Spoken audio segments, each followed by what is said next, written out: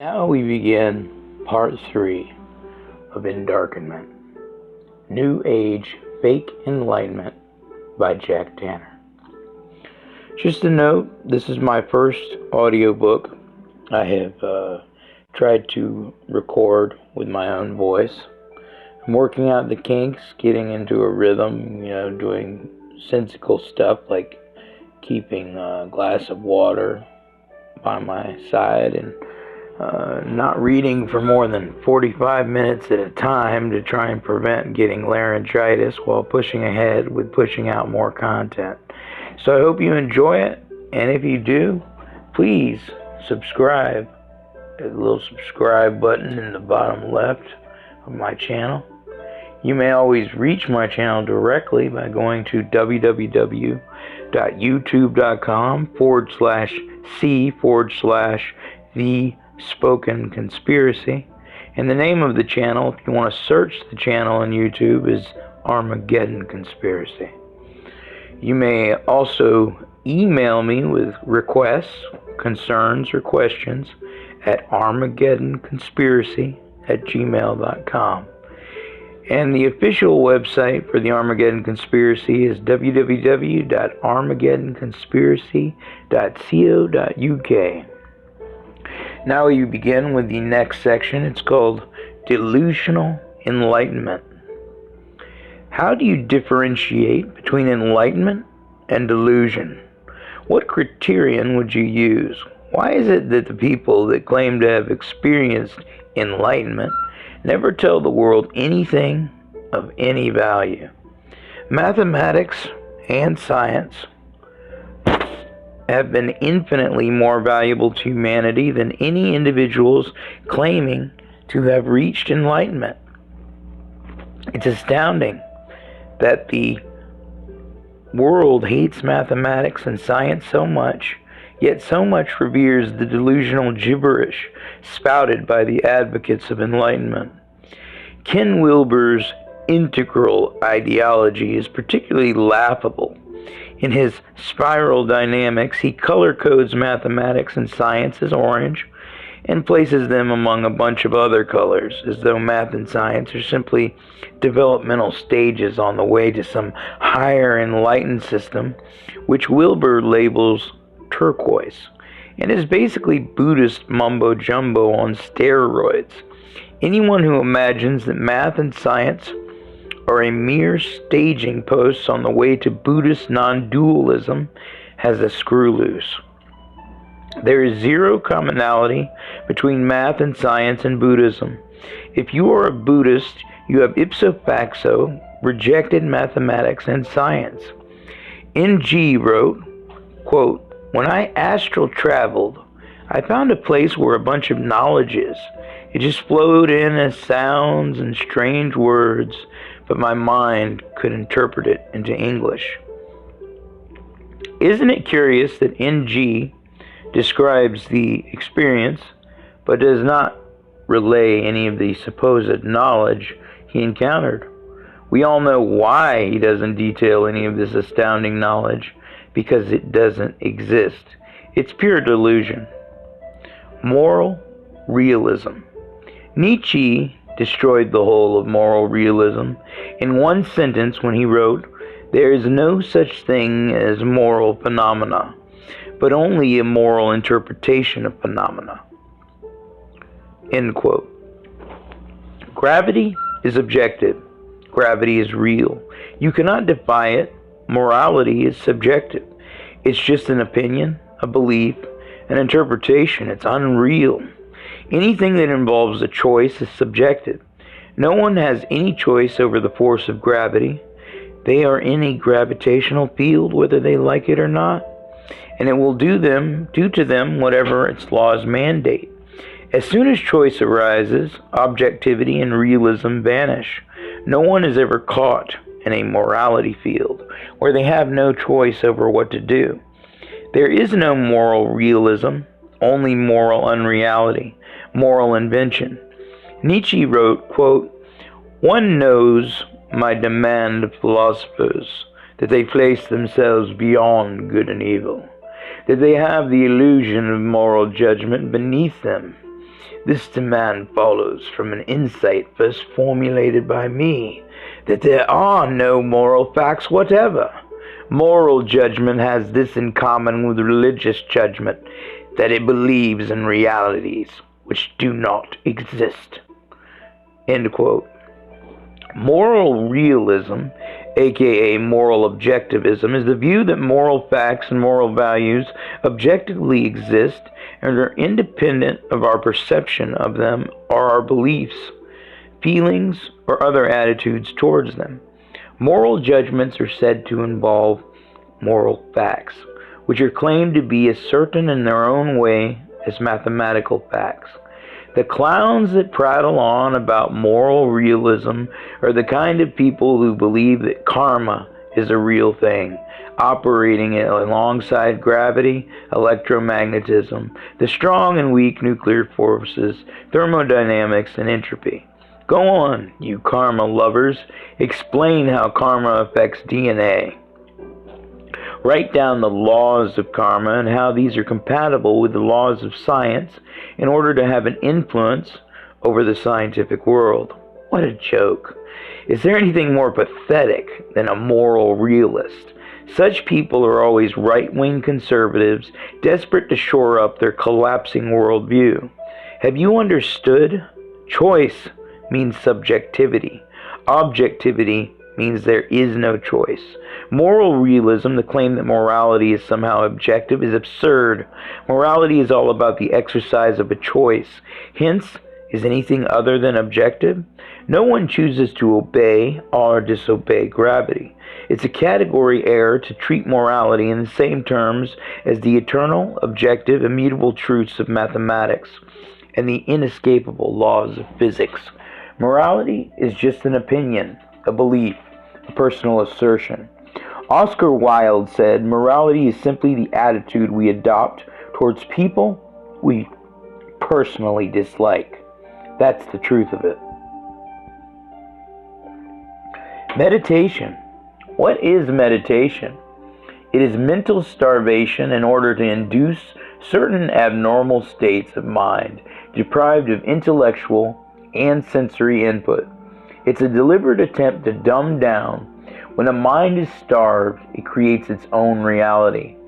Bizarrely, meditators call this starved reality true reality, bare reality. It isn't. It is defective, deficient, deluded, deprived reality, all caused by meditation itself, a process designed to falsify reality by creating mental starvation, thus prompting a desperate attempt by the mind to fill the mental vacuum. GIGO, garbage in, garbage out. Buddhists regard mental starvation as enlightenment. Jeez, what is Islamic enlightenment? Muhammad, an illiterate tribesman, starved himself and isolated himself in a cave on a mountain until he had weird, subjective mental experiences, which he then claimed were real and objective. Billions today believe him.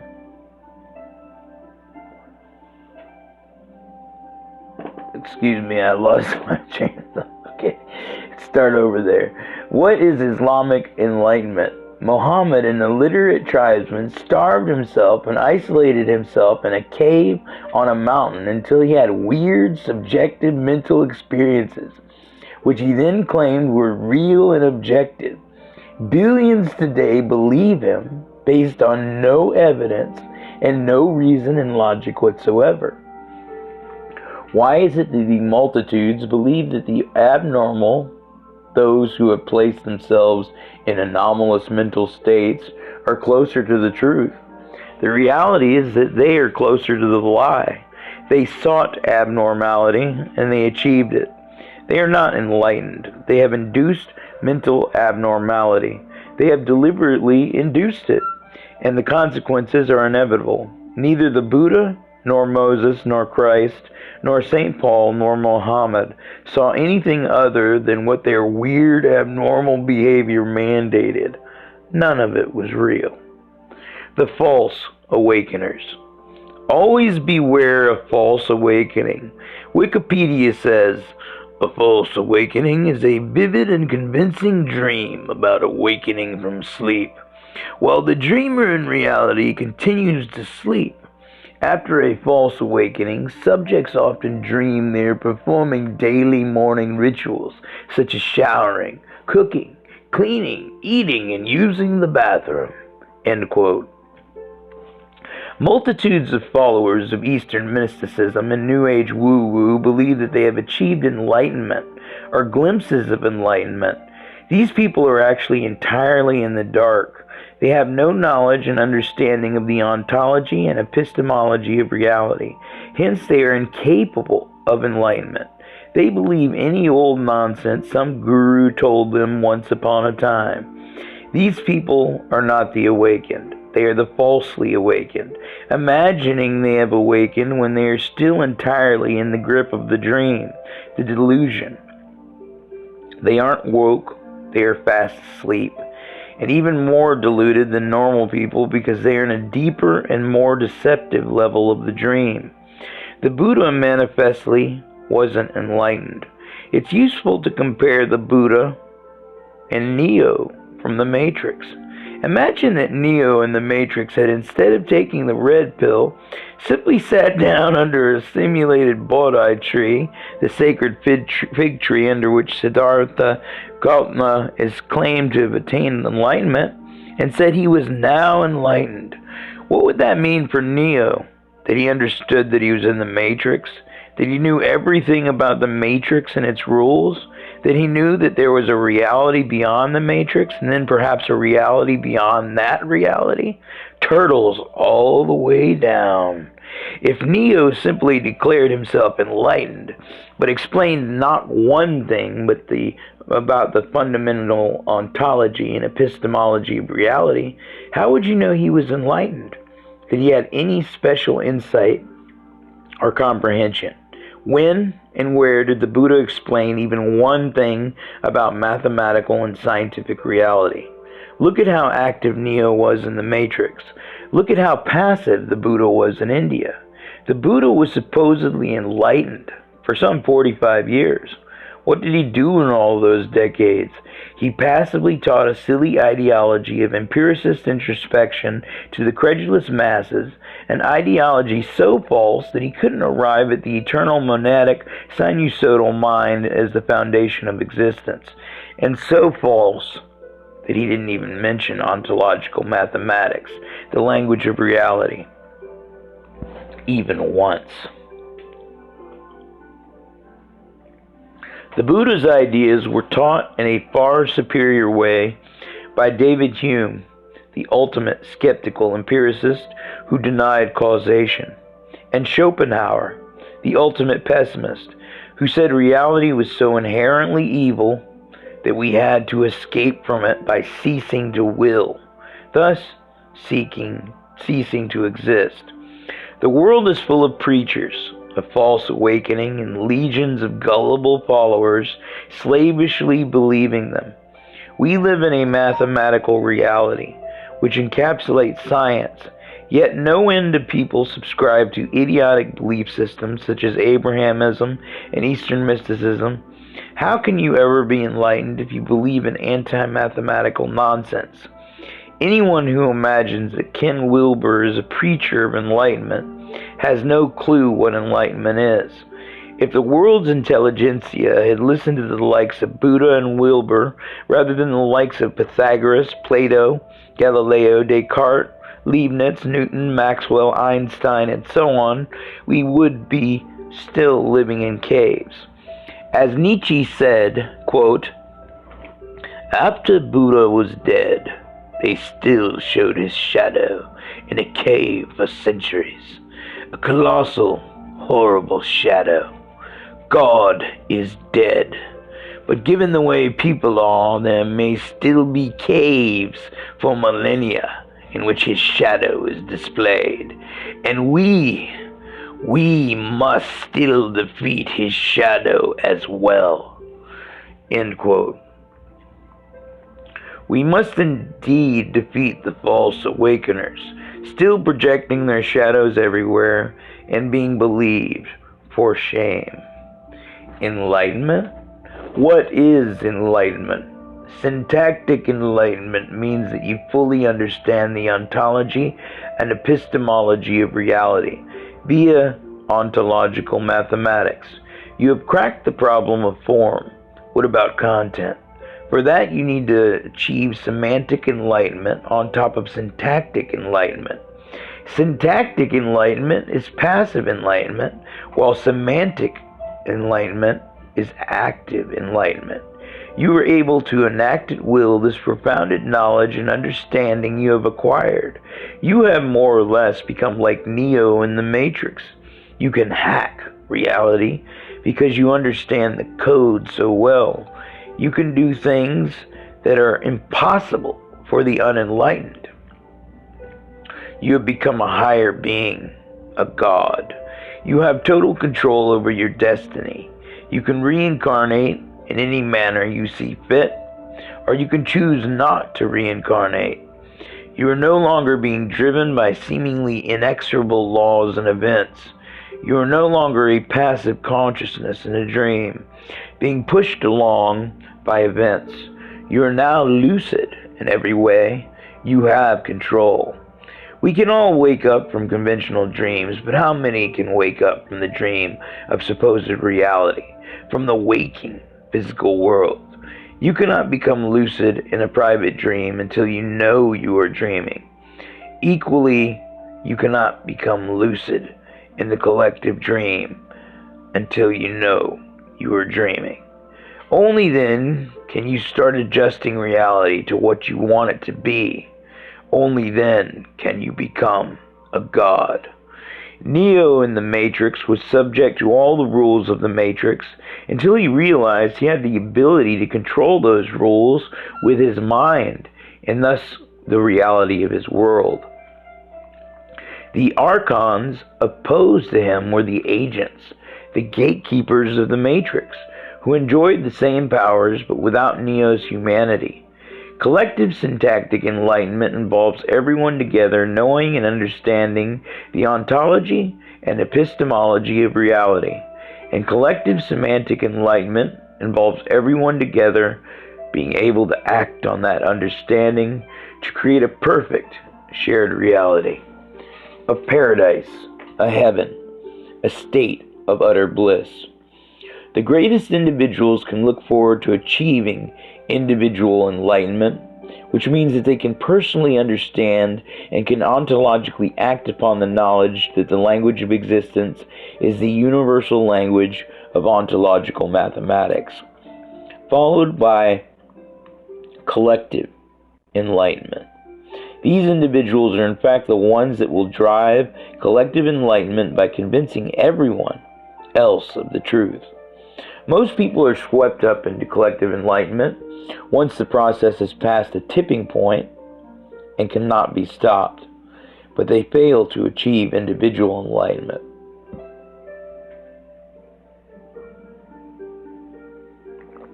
Leibniz said, "A true unity, called the self, could not occur in the machines made by craftsmen.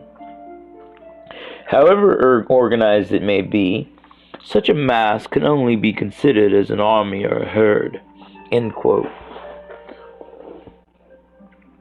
By exactly the same considerations, a body made of an aggregation of lifeless, mindless atoms can never generate a unitary self, regardless of how well organized it is. An army, no matter how disciplined, is never a single entity.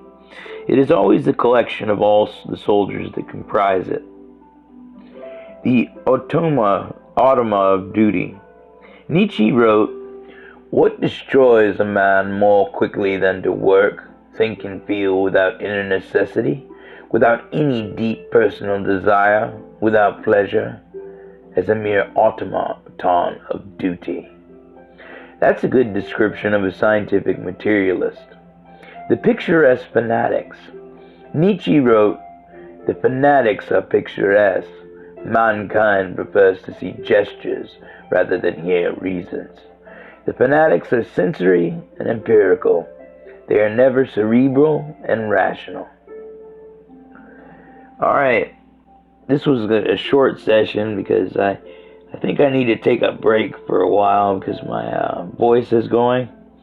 But feel free to check out the site and click on subscribe. Might even click on the little bell that will notify you when a new upload goes live. I'll try to push it as far as I can, but I'm having fun reading these books, and I'm enjoying reading these books. These are very nice books for just learning about ontology, and the various subjects that AC covers. But there's only so much reading I can do within a certain time period before I start getting into a place of self-sabotage where I might end up getting laryngitis, and then I can read no more. So I want to keep reading every day, but I need to pace myself. So this is the end of part 3.